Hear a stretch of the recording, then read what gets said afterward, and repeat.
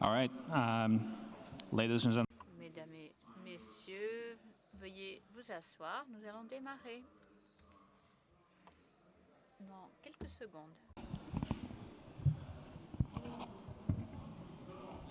All right. Très bien.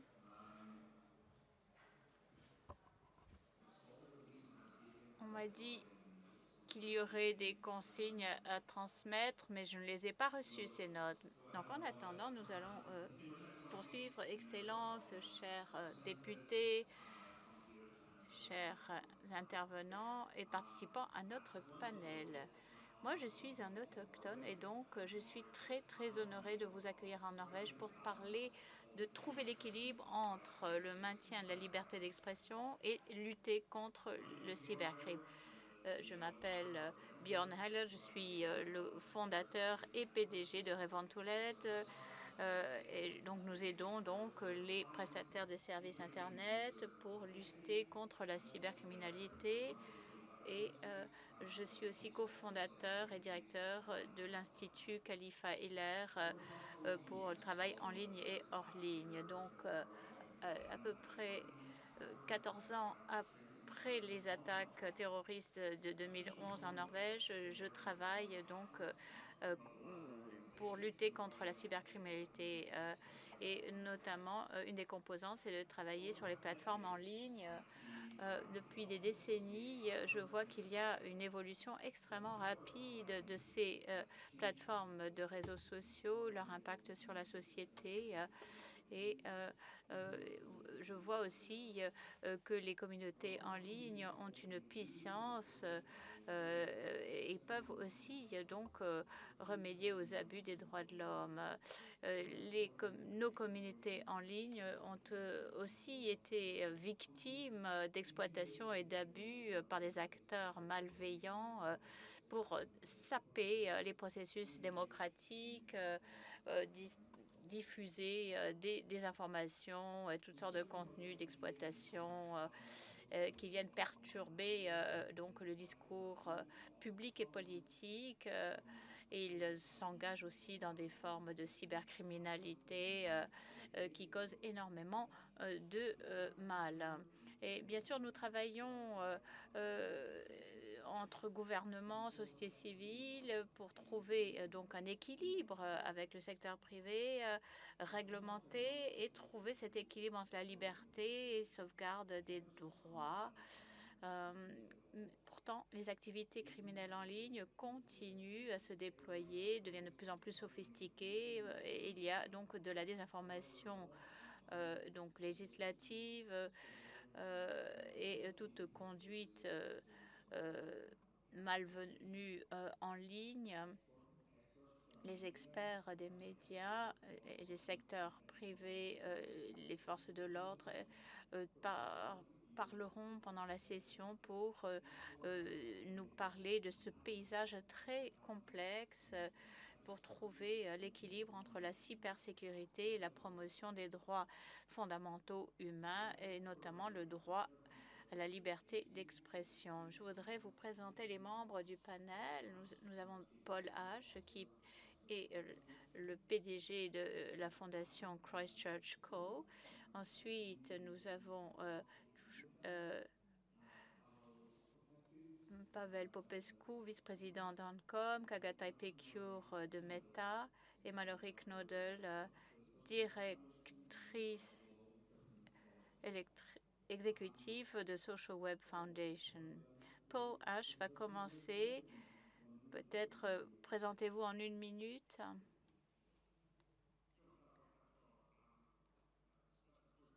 Merci infiniment d'être ici à Oslo.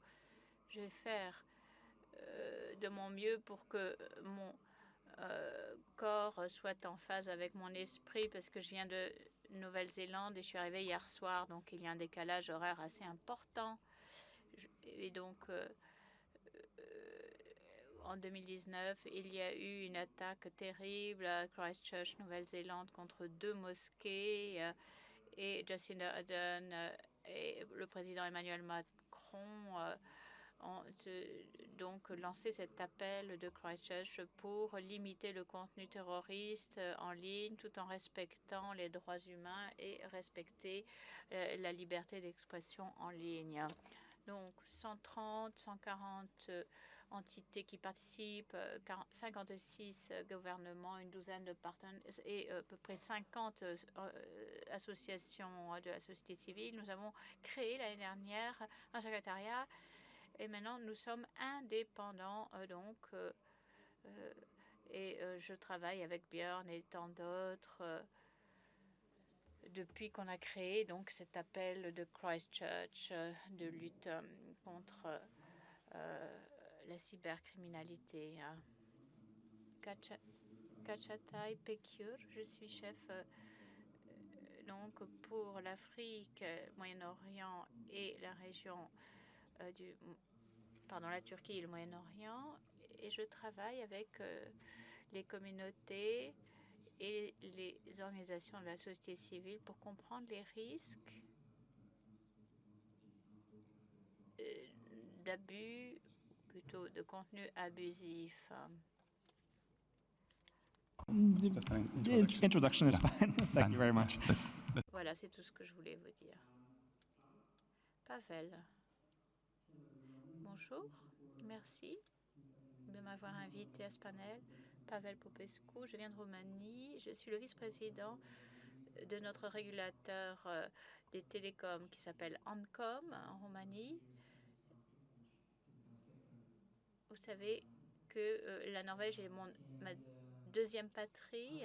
J'ai vécu ici et j'ai été aussi députée pendant 2 mandats de législature et je travaillais à la commission défense et sécurité nationale de notre Parlement qui traitait de loi sur la cybercriminalité. Donc, il s'agissait essentiellement de lutte contre les crimes sur Internet. Et maintenant, je suis donc vice-président d'ANCOM et notre institution a plusieurs mandats. C'est plus qu'un régulateur ANCOM.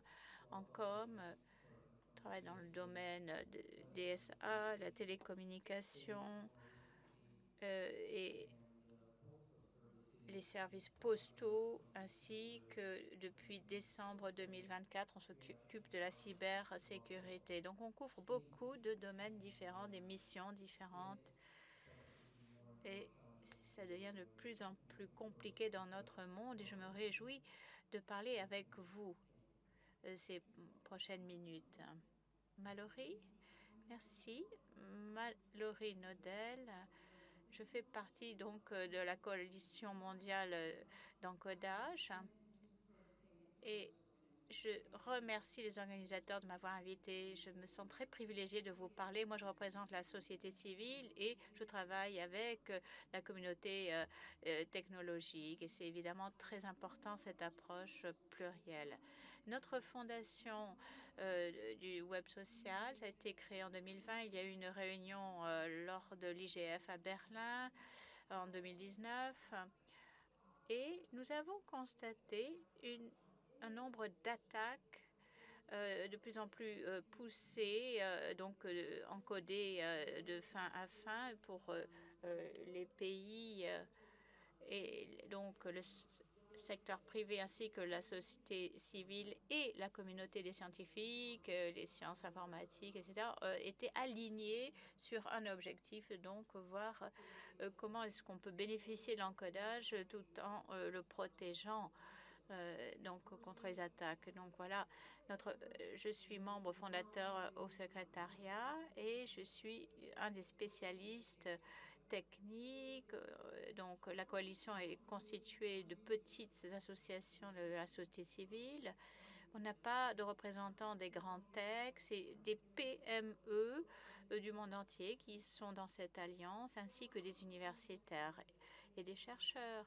Je travaille aussi pour une force de recherche qui s'appelle les considérations de droits de l'homme et je suis présidente de ce groupe. donc liberté d'expression, qui est notre sujet ce matin. Et sur le sujet de la cybercriminalité, lorsque j'étais donc dans des Center for Technology, il y avait donc j'ai bien suivi tout ce qui se passait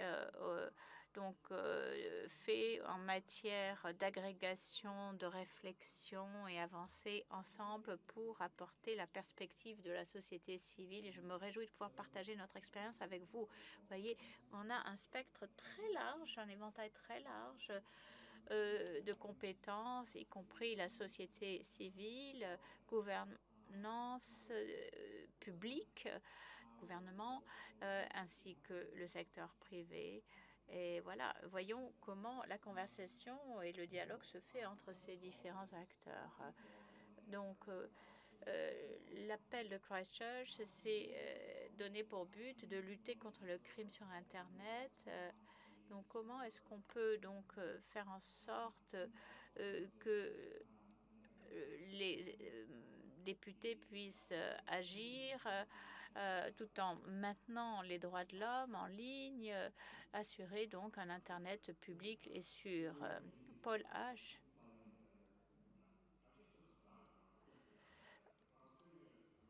Donc, si j'étais député et que j'avais ce problème à résoudre, il faut faire attention donc à des fausses dichotomies. Ah, on ne peut rien faire. Et donc, soit voilà, on a tendance à avoir une vue un peu trop noir et blanc, soit on ne peut rien faire. Or, les deux attitudes sont problématiques. Il faut d'abord comprendre suffisamment bien la technologie et les problématiques qui les accompagnent. Et c'est pour cela qu'il faut absolument entretenir des relations avec les spécialistes, la communauté des spécialistes. Donc, c'est comme ça qu'on a commencé pour réagir à la catastrophe de Christchurch, où ces deux mosquées ont été attaquées. Et notre gouvernement a bien sûr voulu intervenir. Et bien sûr, l'extrémisme violent avec bien sûr les abus d'Internet pour promouvoir des contenus terroristes. Et on ne pouvait pas donc ne pas intervenir. Mais les deux choses n'étaient pas en soi séparées. Et il fallait que l'on puisse intervenir. Bon, très bien, une bonne théorie, mais en fait, c'est lié donc avec votre sujet, la gouvernance numérique. À quoi ça ressemble dans la pratique, au fait, si vous êtes député? Moi, je dirais une chose, c'est qu'il faut veiller à ce que les droits de l'homme soient vraiment au centre de votre travail et d'avoir des processus qui sont basés sur ces droits, qui impliquent les communautés que vous représentez, qui vous ont élus, pour assurer donc un accès en ligne sur... donc il faut des évaluations d'impact, travailler avec les communautés pour voir comment réagir par rapport aux contenus terroristes et extrémistes violents en ligne. Bon, évidemment, il ne s'agit pas, ce faisant, de violer d'autres droits et de bâillonner la liberté d'expression. Deuxièmement, il faut veiller à ce qu'il y ait donc un examen des droits humains avec des clauses. And ensuring that the work that you're... Il faut veiller à ce que votre travail soit bien sûr bien délimité, de sorte à ce que voilà, on ne s'embourbe pas pour très très longtemps à essayer de tout englober dedans. Et c'est vrai qu'on voit qu'à la dernière minute, on est en train de rajouter toutes sortes de choses dans ce projet de loi à la troisième lecture. Et il y avait donc toutes sortes de choses comme arbre de Noël auquel on avait ajouté toutes sortes de décorations à la dernière minute, donc trop lourd. Donc, deuxièmement, il faut comprendre que l'on a un environnement de transparence qui est quand même assez radical. Il faut donc que cet environnement reste critique. Il faut donc faire des rapports diagnostiques transparents et être aussi transparent.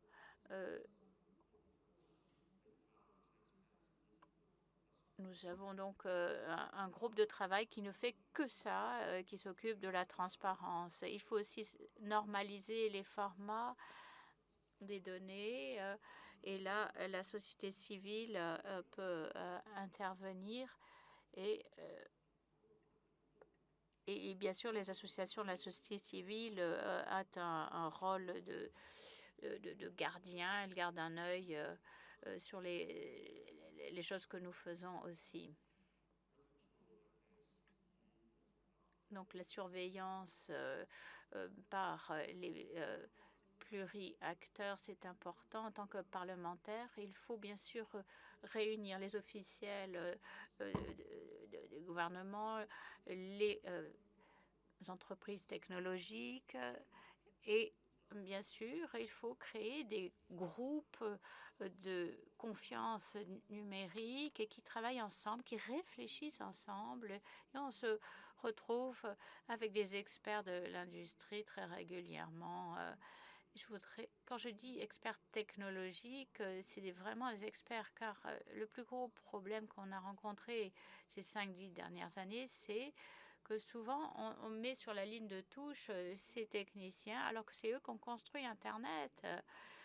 Et bien sûr, ces gens-là, ils ont quand même un rôle important à jouer, même si la société civile a elle aussi son mot à dire. Et je pense que la résilience numérique, c'est primordial. Pourquoi est-ce que nous avons opté pour un processus pluriacteur? C'est parce que la réglementation dans ce domaine, c'est lourd de conséquences, c'est difficile, c'est imparfait. Et si quelqu'un vous dit que c'est facile, ça veut dire qu'il y a quelque chose qui cloche. Donc, il faut vraiment veiller à ce que vous ayez d'autres outils, notamment de renforcement de la résilience dans les communautés, miser sur l'éducation en matière numérique, notamment. Tout ça, ça va permettre de renforcer la résilience numérique et ça va prendre plus longtemps que les aspects technologiques, puisque la technologie, elle avance extrêmement rapidement, mais la résilience, elle, n'avance pas au même rythme. On travaille avec les écoles. Il est clair que les résultats ne vont pas être constatés immédiatement, mais dans 10, 20, 30 ans. Mais ça vaut la peine d'investir aussi dans ce travail avec les établissements scolaires. Alors, il y a les principes transparence, pluriacteurs, intervention des techniciens et experts pour voir quelles sont les alternatives qui existent à la législation. Car en effet, il y a plusieurs manières pour le législateur d'avoir un impact sur l'environnement numérique. Et en fait, c'est beaucoup plus compliqué à réglementer. Donc, par exemple, il y a les codes volontaires. C'est donc des groupes qui font intervenir les entreprises, les institutions publiques, mais ces codes sont plus souples souvent qu'une législation. Et à Christchurch, on a créé des protocoles de réponse aux crises où l'on a veillé à ce qu'il y ait à chaque fois donc un travail pluriacteur pour chaque crise et on a créé une boîte à outils qui aide les communautés à être plus résilientes donc après cette crise de Christchurch. Le financement ou soutien technique, bon, les solutions à source ouverte. Pour ces communautés techniques, c'est très important pour développer des outils spécialisés qui permettent de renforcer la résilience. Il y a aussi les cadres de partage. Nous avons ce qui est très important, c'est que vous n'êtes pas tout seul à faire donc de la réglementation. Il y a évidemment une responsabilité que vous partagez avec les autres parties prenantes. Il y a aussi les leviers économiques dont on peut jouer pour essayer de faire en sorte que les législateurs dans leur propre juridiction donc rassemblent les communautés. Et il y a aussi votre pouvoir dit soft, le pouvoir doux. C'est vrai que le logiciel, c'est important, mais la diplomatie aussi. Il y a les groupes interparlementaires. Et je pense qu'il faut absolument travailler donc au-delà de vos juridictions et travailler avec tous vos collègues. Renforcement des capacités pour la société civile. Si vous êtes un régulateur, législateur, bon,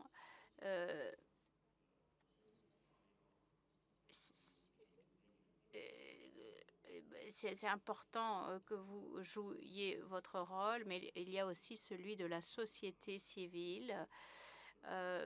Et pour la société civile, il devient de plus en plus difficile d'avoir accès à des financements. Or, son rôle est essentiel également.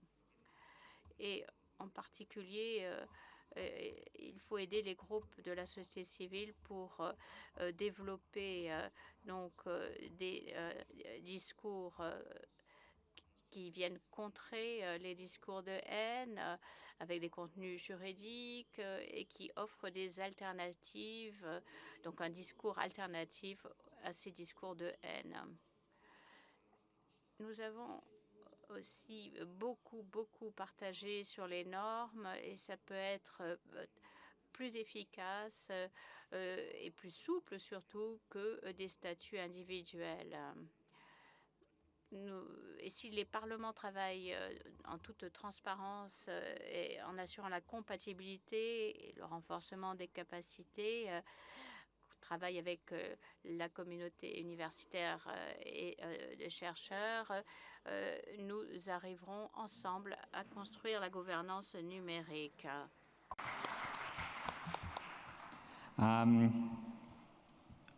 Picking up on Merci beaucoup et j'aimerais rebondir sur certains des éléments que vous avez mentionnés, c'est-à-dire travailler avec la communauté technique, rencontrer cette communauté technique. C'est absolument essentiel et de réfléchir à l'aspect de la résilience. Cela peut être inspiré aussi par tous les éléments relatifs aux mesures de confidentialité. Et c'est ce sur quoi vous travaillez, Mallory. Et c'est pourquoi j'aimerais vous passer le micro maintenant. Dans les efforts, dans la lutte contre le cybercrime et en faveur de la cybersécurité, qu'en est-il du cryptage de bout en bout? Qu'en est-il de toutes ces menaces? Et comment est-ce que vous pouvez peut-être cadrer les choses en ce qui concerne une utilisation plus centrée sur l'utilisateur et la sécurité de l'utilisateur? Oui, j'aimerais, si vous le permettez, vous parler de la protection des droits humains. Le cryptage a un focus un petit peu plus centré sur justement la protection de la vie privée, de la confidentialité, de la protection de la liberté d'expression, de la liberté d'opinion et de la liberté de l'association, mais j'aimerais m'exprimer de manière un petit peu plus large. Beaucoup de mes collègues qui travaillent avec la société civile, qui travaillent avec des organisations de la société civile, des organisations à but non lucratif, le savent et ont tout à fait conscience de ce fait. Ça fait déjà 15 ans que je travaille dans ce secteur. C'est un travail de longue haleine. Il y a différentes occasions qui nous sont données en particulier aujourd'hui. Et j'aimerais vous donner un aperçu de ce qui se passe dans la société civile et la manière dont nous traitons ce problème. Et je veux être relativement directe dans la manière dont je m'exprime et souhaite exprimer à quel point il est important que nous travaillions avec les gouvernements, même si c'est difficile. Parfois, vous n'êtes pas responsable directement des politiques de l'un ou l'autre des gouvernements. Et j'aimerais commencer avant l'ère numérique et l'exercice de la démocratie et de l'équilibre que nous devons parvenir à trouver. Nous savons qu'il est nécessaire de revenir sur la puissance du monde de l'investigation, les délits, la manière dont ils sont punis, la manière de prendre ses responsabilités de manière policée. Nous savons qu'il y a une vérification des pouvoirs. Et c'est quelque chose qu'il faut garder à l'esprit. Ce qui a changé aujourd'hui, c'est que nous avons des mécanismes techniques qui créent des limites, qui mettent des barrières. Et le cryptage est peut-être l'un des plus importants, c'est-à-dire ce qui démocratise la possibilité de mettre des limites, de placer des garde-fous, de dire voilà, cette discussion entre vous et moi est privée, c'est moi qui en fixe les termes et cela ne peut pas être remis en question. Je pense que c'est nécessaire de garder cette perspective historique pour créer un équilibre. Et je viens du secteur des droits humains et il est important d'en tenir compte. Et dans un passé relativement récent, nous avons vu aussi des exemples de surcorrection de certaines choses, par exemple du pouvoir de l'investigation, des exemples. Et tous les mois, j'ai l'impression qu'il y a un nouvel exemple dans les gros titres. Et qu'il s'agit d'un apprentissage constant. Lorsqu'on affaiblit les choses d'un point de vue technique au niveau de la sécurité et de la confidentialité, on crée des vulnérabilités qui peuvent être flagrantes et cela peut inviter au piratage et aux vulnérabilités ou à des vulnérabilités supplémentaires. Mais je vais devenir un petit peu plus concrète dans mon propos. L'une des autres choses qui se passe à cette époque numérique, et Paul, vous l'avez mentionné, c'est que la technologie avance plus vite que les technologies et que nous avons besoin de rattraper cette technologie pour amener de nouvelles possibilités. Il s'agit toujours de la démocratisation des technologies. Et il est essentiel que nous préoccupons aussi que les gouvernements utilisent ces technologies pour pouvoir disposer d'une vue d'ensemble de cette technologie. Par exemple, quand on parle de la surveillance en masse ou de la surveillance ciblée et avec des canaux qui ne sont pas adéquats, qui sont utilisés ou que les choses ne sont pas faites de manière licite, cela peut être une politique technologique et dans la perspective de la société civile, c'est relativement clair que c'est aussi quelque chose qui doit être géré. Et j'aimerais mentionner aussi le fait que lorsque l'on pense à l'ère numérique et à ce qui se passait par le passé, par exemple, lorsqu'on parlait de l'État et du peuple, c'est l'effet d'échelle. Les capacités vont au-delà des limites naturelles, des frontières que l'on connaissait auparavant. Avant, il y avait une limite de domicile à partir desquels on pouvait travailler, des connaissances desquelles on pouvait disposer sur l'une ou l'autre personne.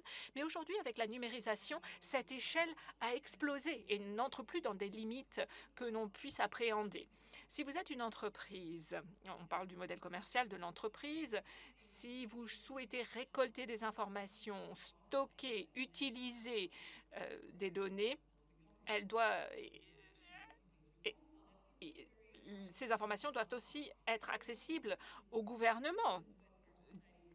du pays dans lesquels résident ces entreprises. Cela paraît évident et c'est pourquoi je crois que nous avons aujourd'hui une technologie en particulier qui nous permet de créer cet équilibre. Et cette technologie, c'est le cryptage. C'est la seule technologie qui permet de créer ce garde-fou entre ma vie privée et tout ce qui se passe avec les entreprises et autres. Et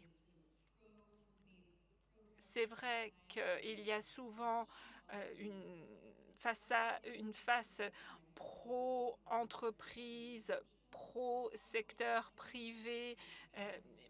Mais je crois que lorsqu'on utilise le cryptage, c'est vraiment d'essayer de créer cette frontière entre soi-même et ces entreprises. Et je crois que le cryptage est vraiment un outil de pouvoir pour les utilisateurs. Mais maintenant, j'aimerais vous donner aussi une approche peut-être un petit peu plus juridictionnelle. J'ai 4 points sur lesquels j'aimerais m'exprimer et ensuite j'ai une question qui pourra peut-être être une piste de réflexion pour tout un chacun. Lorsqu'on parle du cybercrime et la coordination internationale sur le cybercrime, il y a certains thèmes qui sont particulièrement intéressants et importants aux yeux de la société civile. Et peut-être qu'ils sont différents d'une juridiction à l'autre, mais dans un premier temps, c'est la recherche sur la cybersécurité, c'est-à-dire la manière dont on peut s'assurer que les technologies informatiques, les technologies Internet soient sûres. Eh bien, cela a trait à la cybersécurité. C'est une approche très englobante et qui est liée aussi à l'audit et il faut la prendre en considération par la lorgnette de la sécurité de la société civile. Ensuite, nous avons les acteurs du secteur privé et ensuite, nous avons la communauté académique. Il est absolument essentiel qu'on tienne compte de ces différents acteurs. J'ai mentionné aussi l'aspect surveillance, mais je crois que les politiques doivent être renforcées actuellement, surtout du fait de la protection du travail international sur la cybersécurité. Et si vous avez des capacités qui augmentent au niveau international, il est nécessaire que les juridictions soient plus fortes et de s'assurer qu'elles existent partout. Et point suivant,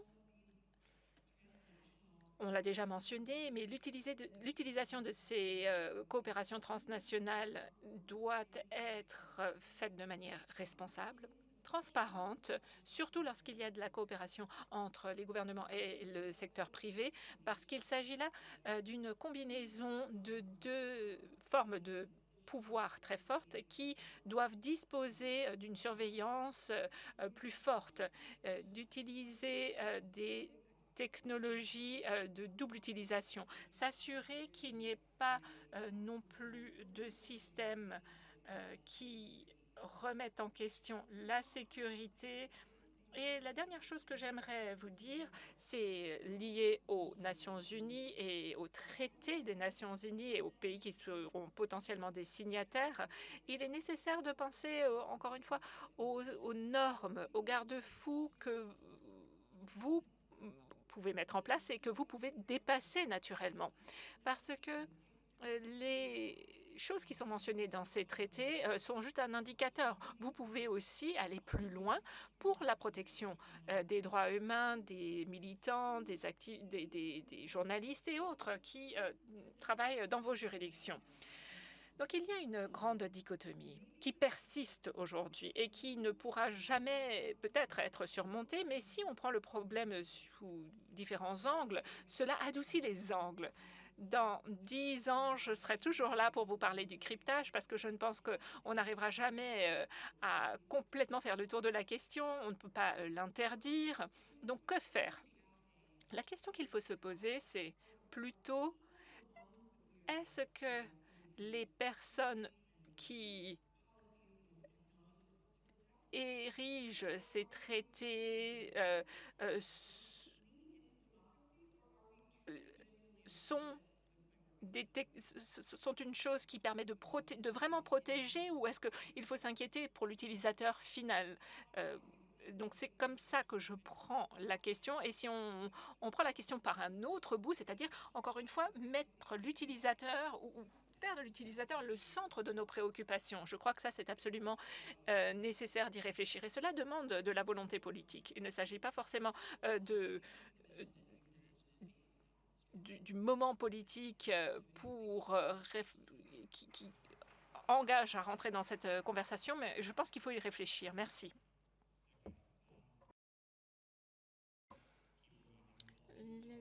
Ce qu'on évoque souvent chez Meta, c'est que vous avez une base utilisateur gigantesque, plus large que n'importe qui d'autre dans le monde, et vous gouvernez de facto l'expérience en ligne d'une très vaste population. Donc, quand on réfléchit à l'échelle, à la responsabilité que cela représente, je me pose la question: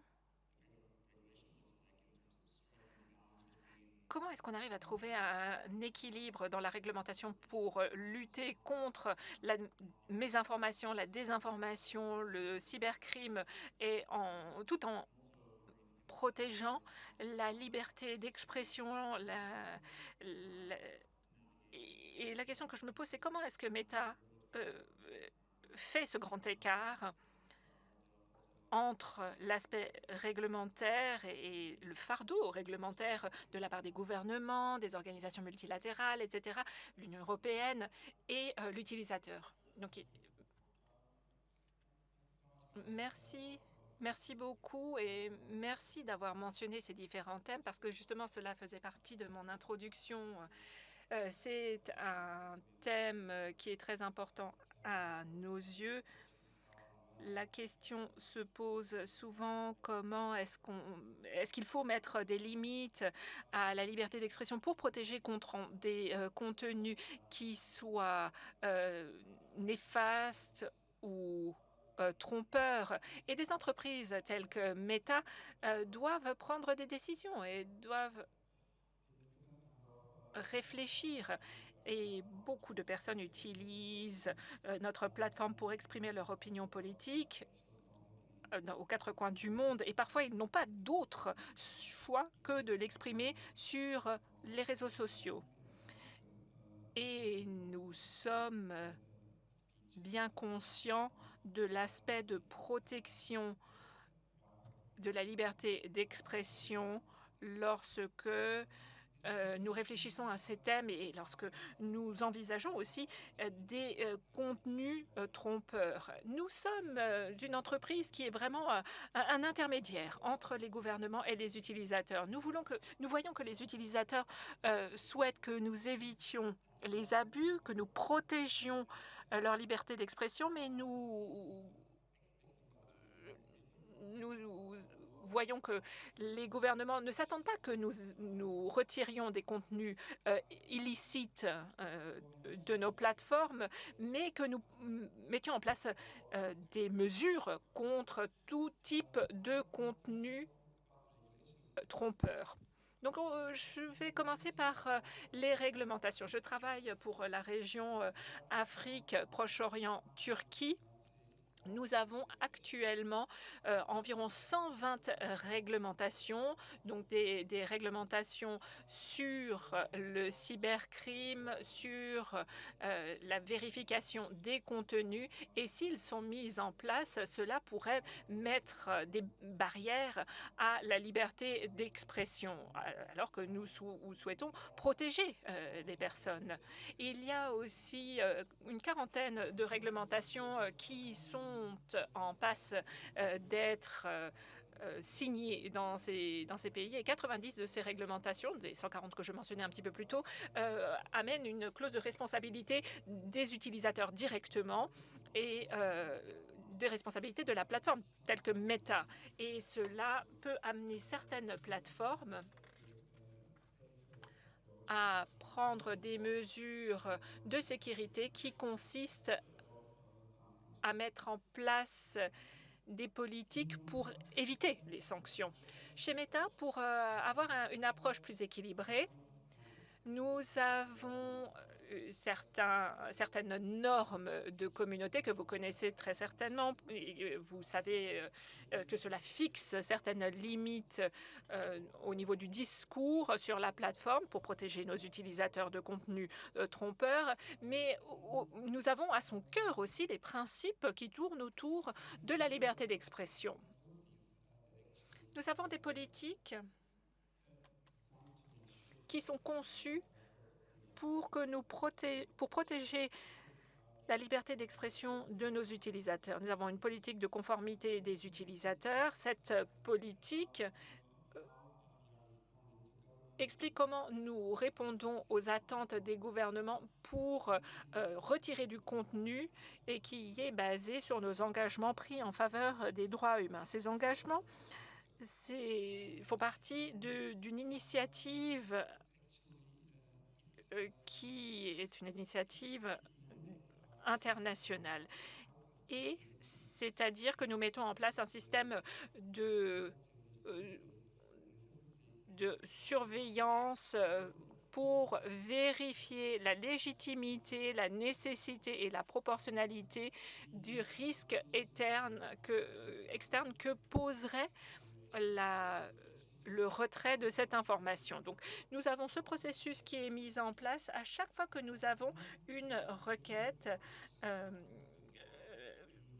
et nous gérons cette vérification préalable lorsque nous avons une requête de la part des gouvernements, parce que parfois nous avons des requêtes de la part d'utilisateurs qui peuvent aller dans le sens de réduire au silence certaines communautés, et c'est pourquoi il faut être très prudent. Ces rapports de transparence sont réalisés sur des périodes courant sur 6 mois, et nous publions des études de cas sur nos centres de transparence et nous tentons de proposer autant d'informations qu'il soit pour que la société civile, pour que les parties affectées soient informées et que ceux qui sont directement touchés puissent disposer d'informations de manière transparente sur la manière dont nous avons réagi. C'est quelque chose de relativement complexe. Nous ne parlons pas là seulement du contenu en tant que tel, mais aussi nous savons que les acteurs qui partagent ce contenu sont problématiques. Par exemple, des comptes falsifiés qui peuvent poser des problèmes, ou alors le comportement. Par exemple, un engagement frauduleux d'un compte en particulier. Donc les politiques essayent de traiter ces différents secteurs qui peuvent poser des problèmes dans le cadre de la cybercriminalité et des contenus trompeurs. Mais pour la réglementation de l'espace numérique, il faut aussi tenir compte du fait que les normes de prise de parole changent en ligne. Et le type de menaces aussi auxquelles nous sommes confrontés évolue très rapidement. Comme l'a dit Mallory, nous avons énormément de volume aujourd'hui, un volume qui explose, beaucoup plus de complexité. Et si nous nous basons uniquement sur un système qui tendrait à dire, une fois qu'on a remarqué un contenu frauduleux, il suffit de le retirer de la plateforme. Cela ne suffit plus aujourd'hui, étant donné l'ampleur que cela a pris. En ce qui concerne les applications de messagerie, vous avez des informations qui circulent de manière privée et parfois vous avez des informations qui circulent de manière publique sur les réseaux sociaux plus ouverts. Et là aussi, il faut aussi faire une différenciation dans la manière dont on traite ce problème. Est-il nécessaire de prendre le même type de mesures pour les deux types de contenus, que ce soit des contenus qui soient créés par un utilisateur ordinaire ou un créateur de contenu qui est financé? Donc là aussi, on a ces deux différentes approches. De même, il y a certaines réglementations qui prévalent dans une certaine région, mais pas dans le reste du monde. C'est pourquoi je crois que le respect de la réglementation, et c'est mon dernier commentaire avant de conclure, c'est qu'il est absolument nécessaire que nous soyons en conformité avec l'article 19 du document international sur la société civile et des actes politiques des Nations unies, que cela doit vraiment être au cœur de toutes les réglementations pour la réglementation. Et je crois que la deuxième chose intéressante, très importante à mentionner ici, c'est qu'il y a un mécanisme de proportionnalité sur la limitation des discours en ligne, des législations qui ne tentent de gérer que les contenus les plus trompeurs risquent moins d'avoir un impact sur la liberté d'expression et ne traitent que la prévalence des contenus qui soient vraiment trompeurs. Et par conséquent, nous pensons qu'il est nécessaire, dans la réglementation, de prendre en ligne de compte les efforts réalisés par les plateformes. Cela nous permet de disposer de plus de flexibilité pour nous permettre de faire évoluer la technologie en lien avec l'évolution de la menace. Il est nécessaire aussi d'avoir une définition par les pairs. Nous avons des définition de ce qu'est un contenu trompeur ou un contenu fallacieux qui nous met parfois dans des situations un petit peu difficiles, étant donné que si on définit les choses de manière très stricte, cela ne nous permettra pas de protéger véritablement la liberté d'expression de certains groupes de population. Et tout dernier élément que j'aimerais mentionner, et qui a toute son importance dans cet espace, c'est que ce type de réglementation doit être assorti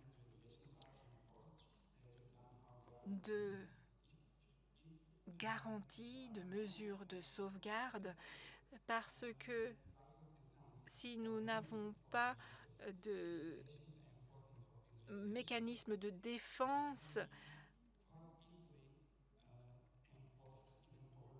on risque de mettre en œuvre ces législations de manière trop vaste, trop large. Et si elles sont assorties de sanctions, les attentes des entreprises... Je me reprends. En général, les entreprises choisissent le côté le plus sûr pour ne pas prendre de risques du fait de l'application de sanctions. Et donc, une mise en place de mesures qui soient trop strictes, justement, pour rester en conformité avec les législations. Et c'est essentiel d'avoir des mesures de sauvegarde, des garanties suffisantes pour les utilisateurs, pour éviter qu'il y ait une mise en place de la réglementation qui soit trop stricte, qui puisse aller au détriment des utilisateurs. Je vous remercie.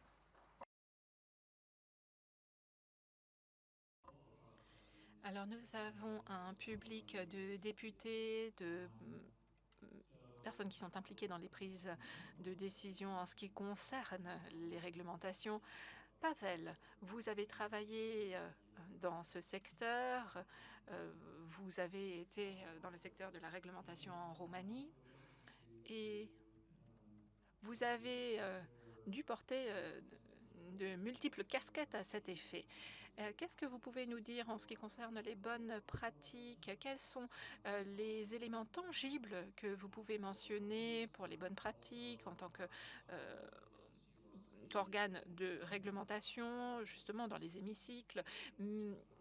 Et en ce qui concerne le cybercrime, la liberté d'expression, étant donné que du fait des élections récentes en Roumanie, vous avez peut-être été confronté à ces différents thèmes, peut-être que vous pouvez nous en dire un petit peu plus?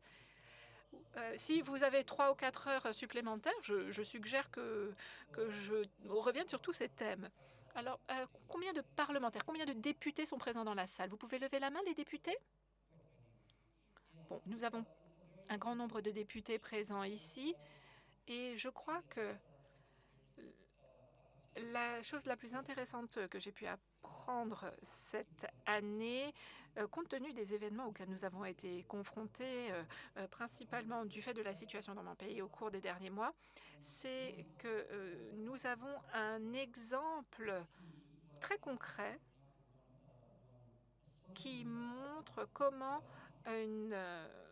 les réseaux sociaux peuvent être utilisés comme une arme. Il y a 2 manières dont nous pouvons réagir. Quand on va à des conférences, et je ne vais plus tellement à des conférences, mais on peut s'exprimer et attaquer le problème ou faire preuve de diplomatie et enrober les choses pour ne pas être trop direct. Moi, personnellement, j'aime être direct. J'aime être ouvert et avec beaucoup d'humilité et de modestie, je crois que je peux dire ce que j'ai à dire. Quel est notre rôle en tant que député? Lorsqu'on est député au Parlement, lorsque vous avez vraiment énormément de pouvoir, vous avez le plus grand pouvoir du monde et vous n'utilisez pas ce pouvoir de la manière dont vous devriez le faire. Et très souvent, vous avez le pouvoir qui est utilisé par les organes de réglementation, par les réseaux sociaux. Et moi, en tant que régulateur, je suis contre la réglementation. Je veux moins de réglementation au sein de l'Union européenne. Je veux que les entreprises privées aient la possibilité de faire des affaires, d'avoir des revenus, mais je veux que les citoyens soient en sécurité ce faisant. Je crois que vous n'êtes pas en mesure de comprendre toute la puissance de laquelle vous disposez. Et fort de ce pouvoir, je crois qu'il faut aussi être bien conscient de ce qui se passe dans le monde actuellement. On nous dit, ah, dans 3 ans, le monde sera différent. Dans 10 ans, le monde sera différent. On verra déjà ce que ça donnera dans 3 ans. Dans 3 ans, nous ne reconnaîtrons plus le paysage et les écosystèmes des réseaux sociaux du fait de l'intelligence artificielle. Nous ne serons pas en mesure, même les personnes qui sont vraiment très au fait de ce qui se passe d'un point de vue technologique, ne seront en mesure de comprendre ce qui est le vrai du faux. Et il faut que nous soyons prêts, il faut que nous préparions nos enfants et il faut que nous mettions en place ou que nous assurions que les réglementations qui existent soient appliquées. Parce que je vis dans un pays formidable depuis 7 ans et partout dans le monde, nous avons des réglementations, mais elles ne sont pas appliquées. C'est un fait. Prenons un exemple concret de ce qui se passe aujourd'hui de par le monde. Et je vais revenir, bien sûr, au cybercrime. Je suis un fervent avocat en faveur de la liberté d'expression. Peu importe votre couleur de peau, votre religion, le pays duquel vous êtes issu, chacun doit pouvoir la possibilité de dire ce que vous avez envie de dire ce que vous pensez sans pour autant devoir en subir des conséquences. C'est la chose la plus importante qui a été créée. La liberté de pouvoir dire ce en quoi nous croyons. Et je crois que ça, c'est vraiment la base et le socle de la conversation que nous devons démarrer. Toutefois, et c'est important, dans l'écosystème des réseaux sociaux, lorsque nous parlons de la liberté d'expression, est-ce que nous discutons vraiment des réglementations qui sont en place, à moins de parler du DSA et parle-t-on vraiment de la réglementation lorsqu'on pense aux réseaux sociaux? Ce règlement sur les services numériques est absolument essentiel. Il a été mis en place par la Commission européenne. Mais le problème n'a pas été résolu auparavant par les plateformes de réseaux sociaux elles-mêmes. Aujourd'hui, si on veut être honnête, nous n'aurions pas besoin de ce règlement ou de ces législations si tout un chacun allait lire les conditions générales d'utilisation des réseaux sociaux. Donc encore une fois, vous êtes remis en question par des journalistes, par des indépendants qui essayent de dire quelque chose sur les réseaux sociaux, nous disent « Ah, je suis sanctionné du fait de la réglementation ». Mais nous ne sommes pas en faute. Nous ne demandons pas aux réseaux sociaux de modifier les contenus. Nous ne sommes pas en mesure de faire de la censure, mais nous avons des réglementations qui permettent de décider ce qui est légal et ce qui ne l'est pas. Et là, je reviens vers les élections en Roumanie. Comment est-ce que vous définiriez la chose suivante? Vous avez quelqu'un qui est impliqué dans une campagne politique, admettons une campagne présidentielle, et qu'un député vous dise ce soir, la Roumanie va être envahie par des soldats français ou russes. Ou si un candidat aux élections présidentielles vous dit ah, la Roumanie va être attaquée par l'armée russe. Que feriez-vous en tant qu'officiel du gouvernement? Parce que c'est ce type de phrase qui sème la panique au sein de millions de personnes. Et vous avez une panique instantanée. Vous avez des centaines de milliers de personnes qui vont faire une demande de passeport pour quitter la Roumanie aussi rapidement que possible. Parce qu'ils ne veulent être en guerre contre personne, pas contre la Russie et contre personne d'autre d'ailleurs. Donc en tant qu'élu, en tant que député, il faut que vous preniez des décisions pour protéger la liberté d'expression.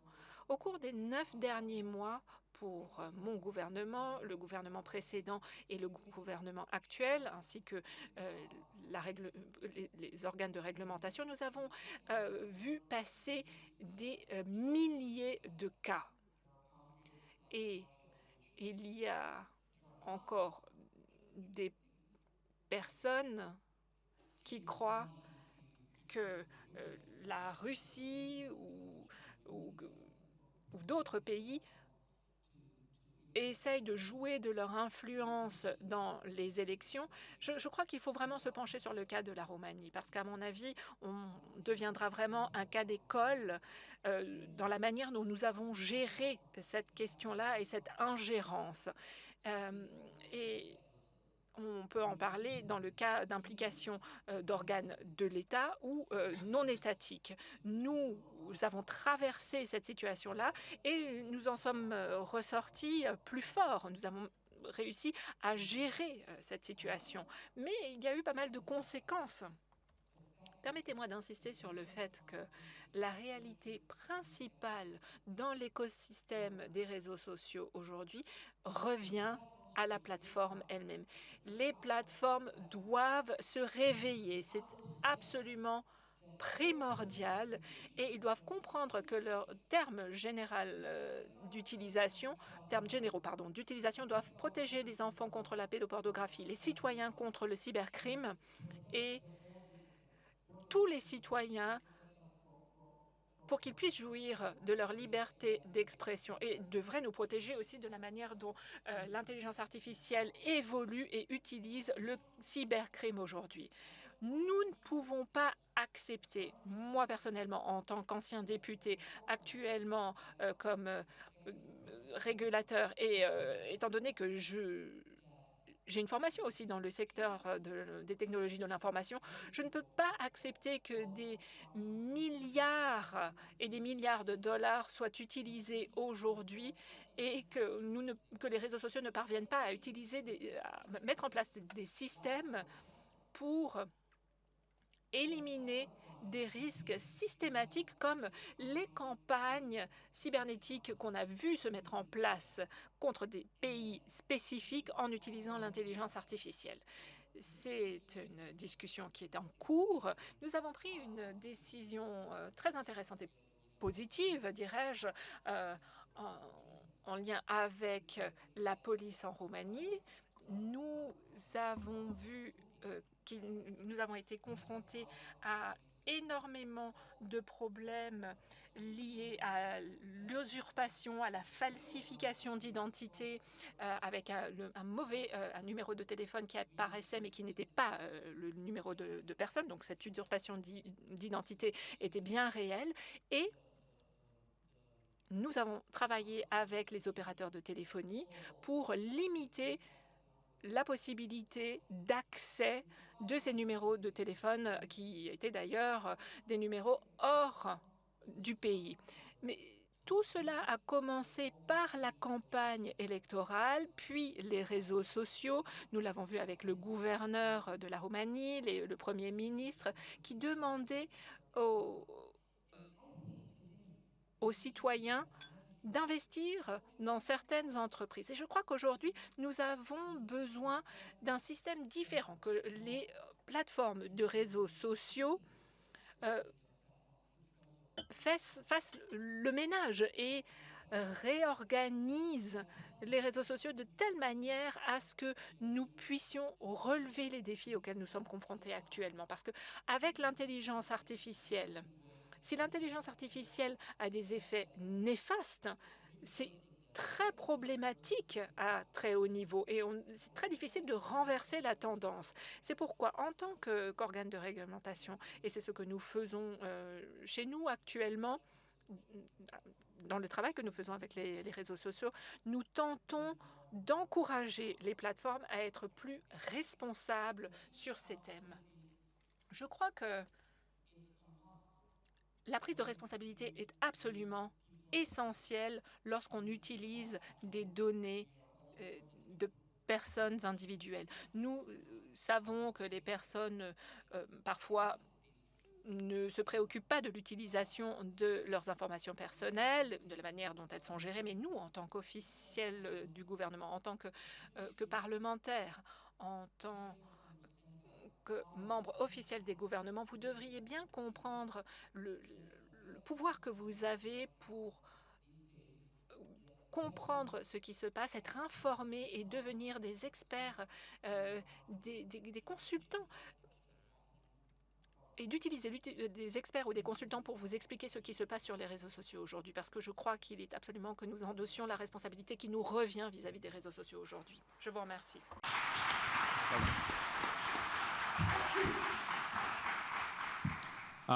Thank you so much. And I think there's... Merci beaucoup. Effectivement, énormément de députés sont d'ici et qui vont certainement prendre ce que vous avez dit à cœur. Nous avons le temps pour prendre vos questions. Vous avez la parole. Nous avons un micro-baladeur qui arrive tout de suite. Quelqu'un court et se dirige vers vous. Deuxième rangée, troisième personne. Vous avez la parole. Voilà. Merci pour cette session bourrée d'informations. C'est une session parlementaire. Et voilà pourquoi je voudrais entendre les bonnes pratiques en législation. Comment est-ce que... Moi, je suis juge de formation, donc au tribunal pénal, et nous traitons de ces affaires. Donc, discours haineux, propos qui poussent au terrorisme violent. Il faut faire la distinction entre ce qui est un délit passible donc du pénal et pas. Alors, en Égypte, par exemple, on a bien sûr la législation pénale et la législation sur la cybercriminalité, mais celle-ci ne s'intéressera que à l'aspect pénal, pas à l'aspect droits de l'homme. Nous avons donc la Déclaration des droits humains. Voilà, c'est ça que je voudrais entendre. Comment est-ce que la législation en tant que telle peut répondre à cette question? Est-ce qu'il faut protéger les droits humains et sauvegarder les libertés par le truchement de la législation pénale, ou est-ce que vous allez laisser ceci donc au principe constitutionnel, la Constitution donc qui sera appliquée en vertu de principes constitutionnels, protection des droits fondamentaux, d'expression, etc. Voilà. Quelle est la stratégie à suivre pour trancher ce dilemme? Alors, on va rassembler les questions. Madame, deuxième rangée. Merci au modérateur. Anichi de Malaisie, je suis vice-ministre de la communication de mon pays. Je suis également parlementaire. Première question que je souhaite poser. Est-ce qu'une plateforme ne doit pas être tenue pour responsable quand même?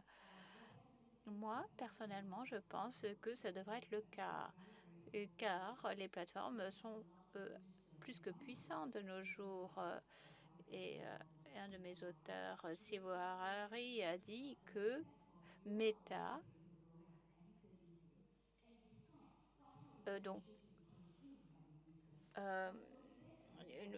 dit que c'est l'algorithme, voilà, qui joue ce rôle d'éditeur, et c'est aux plateformes de gérer cela.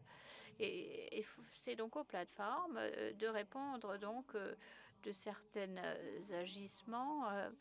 Bon, bien sûr, la législation est puissante, mais voilà, moi, je présente la perspective de mon pays, la Malaisie. Nous pensons que c'est quand même très difficile, même quand la loi est là, difficile de coopérer avec les plateformes.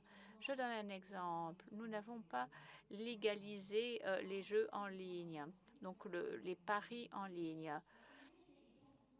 Voilà, ce n'est pas légal en Malaisie. Et pourtant, on voit qu'il y a la promotion du jeu et des paris en ligne. En dépit de nombreuses demandes auprès des plateformes, voilà, notre législation nationale interdit cela, faites quelque chose. Eh bien, voilà, on voit que c'est encore présent dans les différents comptes utilisateurs. Et voilà, c'est un exemple. Deuxième, à partir de cette année, la Malaisie a introduit une législation où on dit que voilà, si vous avez plus de 8 millions d'utilisateurs en tant que plateforme, alors il faut obtenir une licence. Et comme ça, là, ce serait plus simple pour qu'on coopère. 8 millions, c'est 25% de la population totale du pays. Donc il faut qu'il y ait un seuil légal. Je ne sais pas, au Royaume-Uni,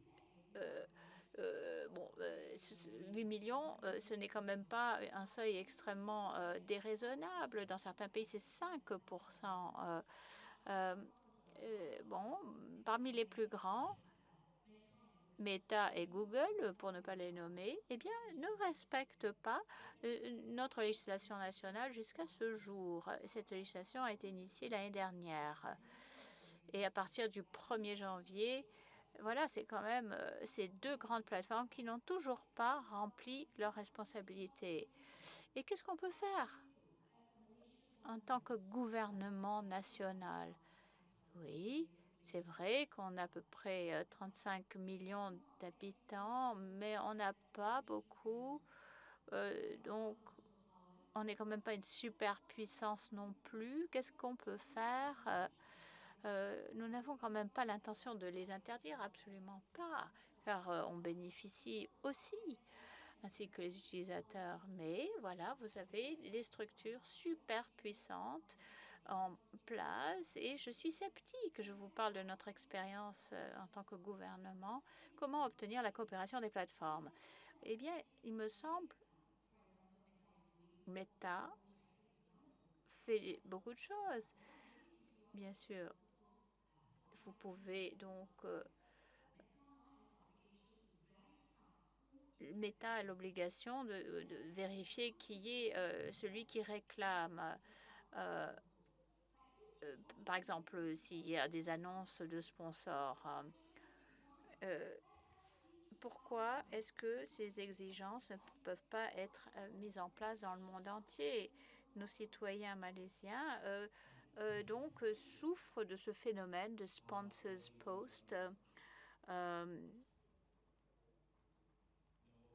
Madame, as well. Okay, thank you. I'm a former minister. je suis ex-ministre pour les CIT de mon pays et je pose une question au représentant d'ANCOM.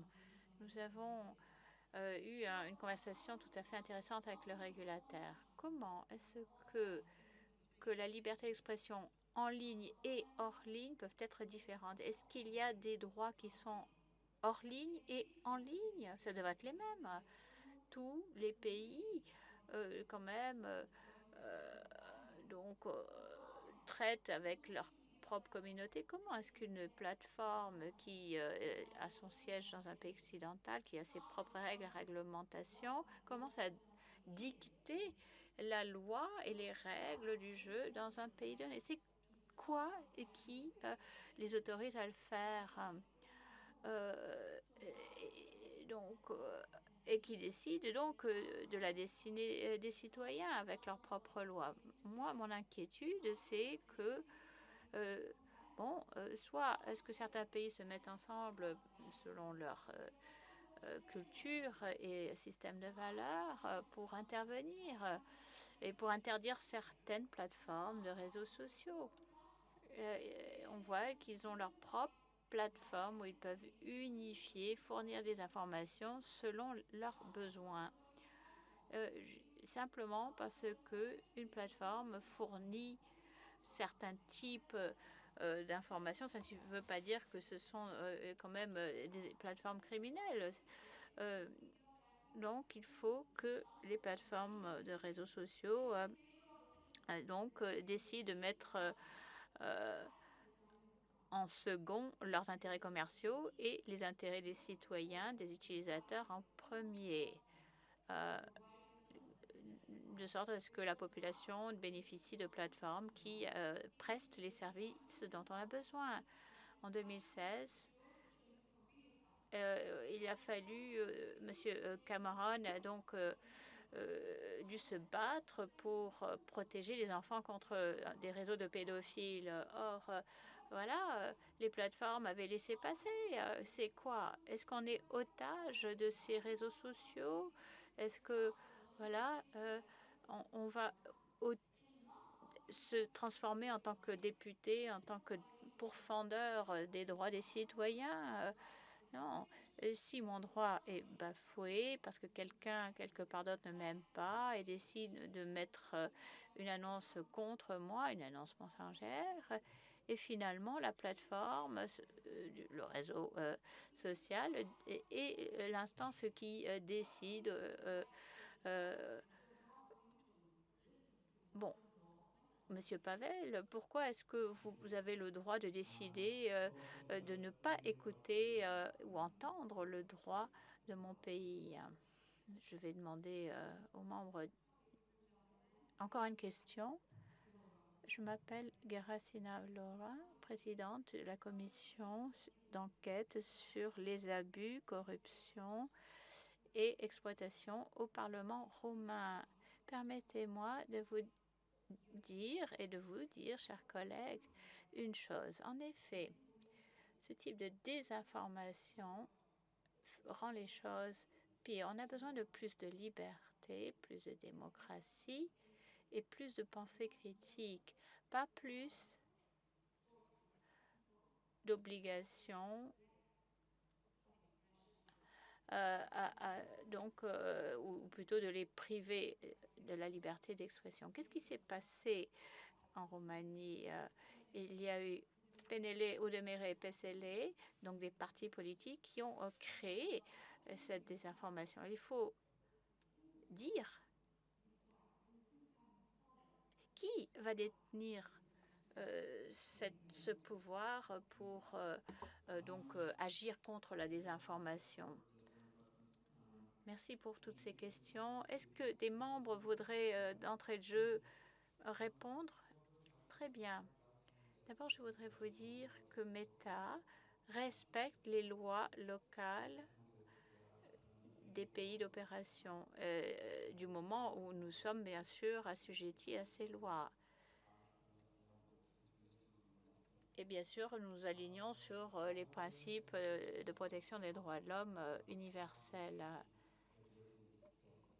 Donc, comment est-ce que nous devrions réglementer cet espace, sachant que au niveau constitutionnel, la plupart de ces droits sont déjà protégés. Et il y a ensuite le droit pénal et comment faire en sorte qu'il y ait un dispositif qui protège les personnes donc de contenu abusif. Et c'est vrai que nous avons publié il y a quelques années un rapport Préparer l'avenir pour protéger les personnes contre réglementer le contenu en ligne. Et ceci, c'était le fruit donc de recherches d'enseignants à Harvard, l'école, la faculté de droit, et ils ont argué que l'approche basée sur le contenu, avec une législation qui spécifierait que certains contenus spécifiques seraient donc délétères, et demander aux plateformes de prévenir ce type de contenu ou encore d'empêcher que ça devienne viral, eh bien, serait beaucoup moins efficace que de laisser la liberté d'expression régner. Donc, une réglementation qui demande aux entreprises de créer des procédures en interne ou encore de créer des dispositifs techniques pour réduire la prévalence de contenus malveillants et nuisibles est beaucoup plus effectif, efficace et moins risqué pour la liberté d'expression. Encore un commentaire sur la responsabilité. Il me semble qu'il y a beaucoup de choses que les entreprises font beaucoup et sont responsables dans beaucoup de régions du monde. Je l'ai dit dans ma première prise de parole, il y a des réglementations qui prévoient des sanctions lourdes parfois sur les plateformes de réseaux sociaux et qui les contraint ces sanctions donc en cas de manquement à des législations et réglementations locales. Il faut quand même maintenir les principes donc de responsabilité d'intermédiaire qui avaient été convenus il y a quelques années de cela. Or, la responsabilité de l'intermédiaire, si vous agissez contre, eh bien, ça aura certainement une incidence sur la liberté d'expression. On parle quand même de millions de contenus qui est partagé par tous nos utilisateurs tous les jours. On ne peut pas attendre à ce qu'on intervienne immédiatement après que ce soit mis en ligne. Et d'autant plus qu'il s'agit de respecter la liberté d'expression des utilisateurs. Oui, j'ai trouvé les questions formidables. Je voulais pratiquement vous répondre. Aux États-Unis, on a une loi qui s'appelle fraude informatique et abus. Ça, donc, ça peut punir aussi des chercheurs en matière de sécurité Internet alors qu'ils essayent de renforcer les moyens de protection. Donc, si vous avez ces lois contre la cybercriminalité, il faut les assouplir dans des cas où ce n'est pas intentionnel de pirater. On essaye d'améliorer l'écosystème seulement. Donc ça, c'est un conseil pratique. Donc aux députés d'Égypte et de Roumanie, un des problèmes des législations, c'est que ça donne plus de puissance aux plateformes. Vérification de l'âge. Vous demandez aux sociétés de demander à tout un chacun de montrer leur papier d'identité sur Internet. Et maintenant, ils détiennent ces données. C'est antithétique, je dirais, au droit à la vie privée. C'est juste un exemple. À chaque fois que vous introduisez une nouvelle législation, réfléchissez, est-ce que ceci renforce la puissance des plateformes ou pas? Eh bien, la plupart du temps, la réponse est affirmative. Or, toute législation qui aboutit à cet effet-là, eh bien, le fait contre les intérêts des utilisateurs. Madame la ministre a posé la question de savoir comment une plateforme peut faciliter les violations des législations. Moi, écoutez, je suis pour la pluralité. Je n'en ai pas parlé. Ma fondation du web social plaide en faveur de protocoles ouverts pour avoir une prolifération de contenu. C'est notre espoir. L'avenir où l'on aura beaucoup de plateformes, ça ne va pas résoudre le problème de la modération des contenus. Non, il va falloir financer cette activité de modération. Et donc, ça va complexifier. Raison de plus, donc les organisations de défense des droits de l'homme donnent à Meta, Google et autres, leur disent, écoutez, ça ne suffit pas de remplir les exigences juridiques. Il faut s'aligner sur les droits humains. Si cela ne s'aligne pas sur les droits humains, alors ce n'est pas légitime et c'est illégal. Et ça restera la position de la société civile, qui que soit le propriétaire de la plateforme et responsable de la gestion des données. Donc, vous pouvez avoir une approche centralisée ou une approche pluriacteur. Il faut quand même qu'il y ait des conséquences au niveau mondial, au niveau UN. Depuis 10 ans, la société civile pousse pour avoir des traités contraignants pour qu'on puisse réglementer les grandes compagnies du tech. On ne peut plus le faire maintenant. Et ça aurait été bien. Voilà. Si vous avez des gens à Genève qui travaillent au comité ad hoc sur ce traité ad hoc, eh bien, ce serait formidable car on en a besoin. Pavel, à toi. I think Paul wants to. You want Paul to? Please. Paul? Je vais résumer pour les deux ministres et un commentaire, bien sûr, sur ce que ma collègue du Parlement roumain, on fait des politiques, on ne fait pas de la politique au Parlement. Donc les exemples que je vous ai cités sont étayés par des moyens de preuve probants. TikTok a publié un document public, document où la plateforme disait que voilà, 27 000 comptes coordonnés à distance par la Russie et qui plaidaient pour un parti particulier et un candidat particulier. Et ça, et l'Union européenne, la Commission a déjà lancé une enquête là-dessus. Donc, quel que soit le parti, l'idéologie ou l'orientation, chaque pays peut être victime victime donc de telles choses dans les médias sociaux. Bien sûr que nous sommes en faveur de la liberté d'expression. Ce que j'essayais de dire au début, c'est qu'aujourd'hui, alors que je vous parle, nous n'avons même pas besoin. Bon, ce n'est pas tant donc quelque chose qui concerne la modération des contenus. Le phénomène se situe à un niveau plus bas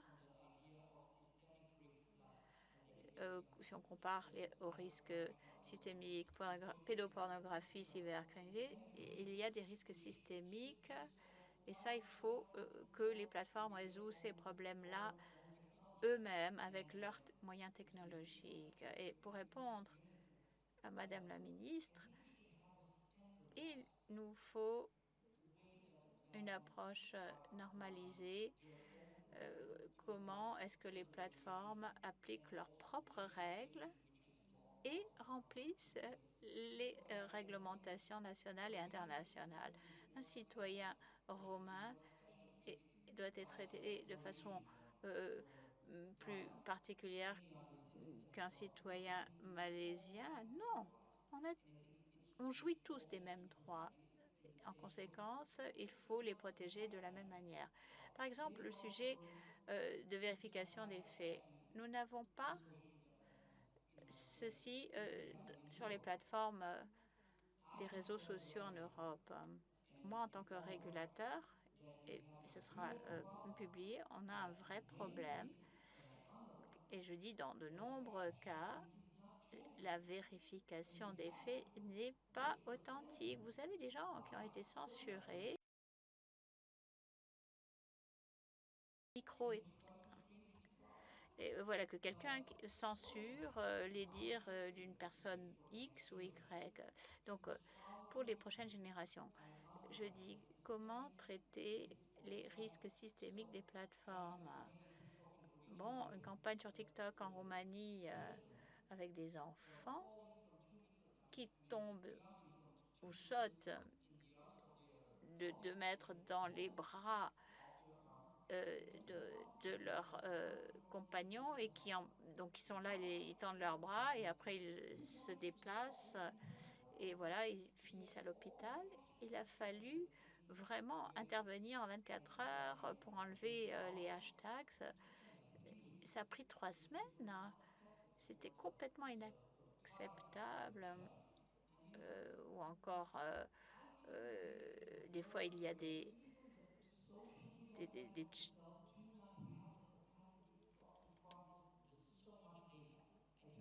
bon, on nous dit qu'on n'a pas les moyens de gérer toutes ces données sur les réseaux sociaux.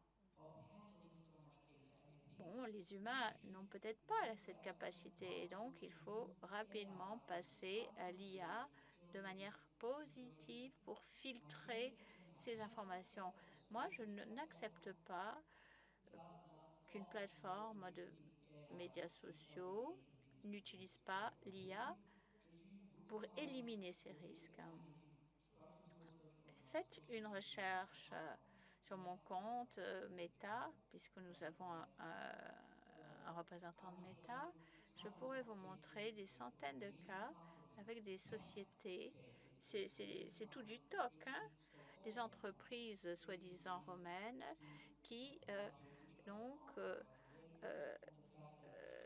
incitent des citoyens romains puisqu'on ne sait pas qui est le sponsor de tel ou tel compte. Et ça, cette question donc du parrainage de compte, ça doit être solutionné très rapidement. Je vais me résumer. Moi, je prends toujours les États-Unis comme exemple. Je ne dis pas que c'est exemplaire. Pas du tout, ça n'existe pas. Mais en tant que démocratie, c'est quand même la meilleure. Pourquoi? Pour une seule raison. Moi-même, personnellement, j'ai été à des auditions avec des membres du Congrès et du Sénat américain qui ont fait comparaître les PDG de ces plateformes et ont posé des questions extrêmement pointues. Et on devrait tous faire ça. On doit le voir aussi beaucoup plus au Parlement européen, de poser aux plateformes d'être responsables pour la sécurité de nos citoyens. Il y a quand même un débat en cours pour relever l'âge. Il y a 2 initiatives en Roumanie. Aujourd'hui, mes collègues, anciens collègues, demandent si vous avez moins de 16 ans, vous ne pouvez pas accéder à un réseau social aujourd'hui. Paul, I'll hand it to you last but not least. Paul, à toi. Thanks for that. Merci. Nous n'avons plus beaucoup de temps, mais quelques réflexions sur la base de ce que je viens d'entendre. Si j'étais à votre place, Il y a 2-3 éléments que j'aimerais vous recommander. Tout d'abord, voir quelles sont les réglementations sur la technologie et principalement la loi sur la technologie de Melvin Kranzberg. Il y a énormément de choses qui sont très importantes. Il faut comprendre ce qui se passe avant de mettre en place des juridictions. Et dans un deuxième temps, nous ne pouvons pas tout simplement attendre et patienter que les plateformes continuent d'exister et ne prennent pas leurs responsabilités. Il ne s'agit pas seulement de la personne qui poste, mais aussi de la personne qui publie et de sa responsabilité à eux. C'est pourquoi il est nécessaire qu'il y ait une meilleure modération des contenus et une meilleure transparence et de gérer aussi tous les problèmes qui risquent de survenir de fait de cette publication. Pour les personnes en charge de la réglementation, il est nécessaire aussi de mettre en place tous les traités, ceux pour lesquels nous nous sommes battus, pour lesquels nous avons travaillé dur au cours des ans pour mettre en place des solutions et qui sont absolument essentielles. Mallory et moi-même, nous en avons beaucoup parlé parce que j'ai déjà beaucoup travaillé sur ces thèmes-là. J'ai vu aussi les conséquences des mesures qui ont été prises par les Nations Unies, par exemple la législation sur le crime cybernétique et les écueils aussi s'ils ne sont pas appliqués correctement. Donc ça, c'est aussi quelque chose d'important. Donc lorsqu'il s'agit de la réglementation, essayez de vous pencher sur les efforts qui ont été déjà consentis par des organisations telles que les Nations Unies. Et pour revenir à ce que je disais tout à l'heure, il faut que les différentes parties prenantes s'assoient autour de la même table et entament cette discussion.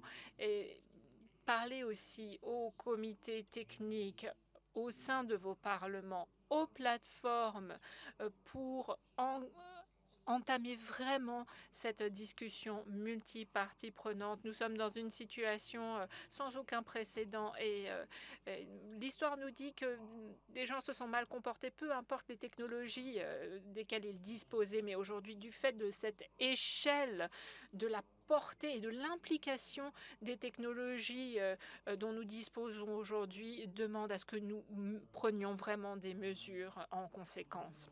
Merci. Donc, il me reste quelques mots avant la pause. Donc, vous pouvez trouver le déjeuner sur plusieurs lieux servis en dehors des salles principales de conférence. Nous vous invitons à nous retrouver un petit peu plus tard à 14h en plénière. En particulier, j'aimerais remercier tous les membres du Parlement et pour ceux qui souhaitent s'enregistrer encore à la visite du Parlement norvégien, vous avez la possibilité de le faire. Merci à tous. Je crois que nos experts seront encore parmi nous au cours des prochains jours. N'hésitez surtout pas, du moins, à vous adresser à moi. Je suis sûre que les autres participants accepteront aussi de répondre à vos questions. Merci à tous nos panélistes et nous nous retrouvons après la pause.